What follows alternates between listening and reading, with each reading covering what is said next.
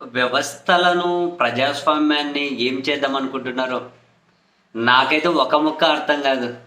అవన్నీ ధ్వంసం అయిపోతే బాధితులవుతారురా బాబు అంటే, ఆ బాధితులు అనేవాడే ధ్వంసానికి మద్దతిస్తూ ఉండడం. మరి అసలు చైతన్యం లేకనా, జనాలకు అర్థం కాకనా నాకు అర్థం కాదు. చివరికి ఎంపీలకు, ఎమ్మెల్యేలకు, మేయర్లకు గానీ కనీసం ప్రియారిటీ ఇవ్వకుండా, ప్రియారిటీ కథ పక్కన పెట్టండి. వాళ్ళను రవ్వంతైన ప్రోటోకాల్ ఇవ్వకుండా అసలు ఇక అటు సైడ్ అధికారంలో ఉన్న పార్టీ వాళ్ళకైతే కార్యకర్త కూడా ఇంకా వాడు ప్రధానమంత్రితో సమానం. ఇటు సైడ్ వాళ్ళైతే ఇంక ఎంపీలు అయినా కానీ లెక్కలేదా? తాజాగా కూడా ఆయన చూడండి, తిరుపతిలో తెలుగుదేశం పార్టీకి సంబంధించినటువంటి వాళ్ళట తిరుపతికి సంబంధించిన నాయకులందరికీ కనుక చాలా నీచంగా మెసేజ్లు పెట్టారట వాళ్ళ ఫోన్లకు, ఎంపీ గురుమూర్తి గారికి, మిగిలిన నాయకులకు, వీళ్ళందరికీ. సో వీళ్ళు కంప్లైంట్ ఇద్దామని పోలీస్ స్టేషన్కి వెళ్ళారు.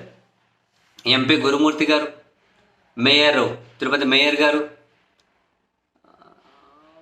ఉమ్మడి చిత్తూరు జిల్లాకు వైసీపీ అధ్యక్షులు కరుణాకర్ రెడ్డి గారు, మాజీ డిప్యూటీ చీఫ్ మినిస్టర్ నారాయణ స్వామి గారు, మాజీ మంత్రి రోజా గారు, ఇంతమంది ప్రజాప్రతినిధులు వెళ్తే ఎంపీ ఉన్నారు, మేయర్ ఉన్నారు. ఆ మేయర్ మీడియాతో మాట్లాడుతూ చెబుతూ ఉన్నారు, మేము ఇంతమంది వెళ్ళాం, నేను ఒక ఎంపీని. వాటికి వెళ్తే కనీసం ఒక కంప్లైంట్ తీసుకోవాలి అంటే వాళ్ళు ఏందో ఫోన్లలో మాట్లాడుకుంటున్నారు. 40-45 నిమిషాల సేపు వాళ్ళ దగ్గర నుంచి స్పందన ఉలుకులేదు, పలుకులేదు, వీళ్ళని బయట కూర్చోబెట్టారట. ఆ కంప్లైంట్ ఇచ్చి అక్నాలెడ్జ్మెంట్ కావాలన్నా దానికి 40 నిమిషాలు వెయిట్ చేయాల్సి వచ్చిందట.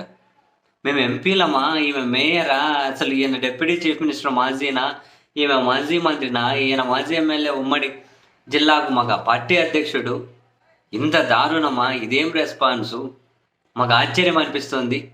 డెఫినెట్లీ నేను ఒక ఎంపీని, పార్లమెంట్లో ప్రివిలేజ్ మోషన్ మూవ్ చేస్తాను అని చెప్పి అయితే యాక్చువల్గా తిరుపతి ఎంపీ గారు గురుమూర్తి గారు చాలా నీట్గా, చాలా బ్యాలెన్స్డ్గా, చాలా స్మూత్గా, చాలా అంటే ఏంటో ఏమంటారు, మనం ఆయన దూరం నుంచి చూసినా, మాట్లాడుతూ ఉన్న ఆయన పద్ధతి అవి చూసినా కూడా మనకి ఇంటి పక్కన వాళ్ళని చూసినట్లు అనిపిస్తూ ఉంటుంది, అంత ప్రశాంతంగా.